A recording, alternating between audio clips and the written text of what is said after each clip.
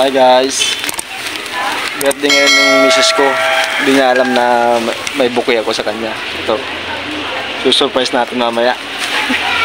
Ito guys, gumawa ko dito sa may paggawaan. May gumawa. Surprise natin. Sana all. Guys, papasok na tayo dito sa bahay. Papasok na tayo guys. Wow! So ayan guys, papasok na tayo dito sa bahay guys. Papasok tayo. Pero itatago ko muna to. Itatago ko muna. Itatago ko muna to guys para mamaya isusurprise ko siya.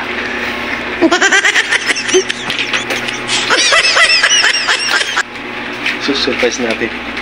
Oh my God! Wow! Tama dito, wala siya rito. Paano siya? Nagpakulay siya na. Doon natin lalagay guys. Paano lalagay? Yan. Yan guys oh. Yan yung surprise ko kay Mrs. guys. Okay. Mali ko kay guys. Hindi niya alam yan. Mamaya surprise natin siya. Mamaya pa yung handaan din. Damn! Tignan natin guys kung ano magiging reaction niya. Tignan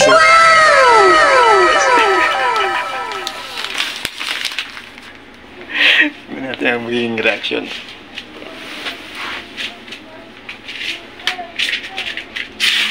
Lalak ko yung lalak ko tong pinto para hindi siya makapasok. Abangan nyo na lang mamaya guys. A few moments later. So yan guys, surprisahin ko na kasi doon na sila sa kainan. Sa may tindahan, doon sila. Oh my God! Wow! I have so much for you. Happy birthday.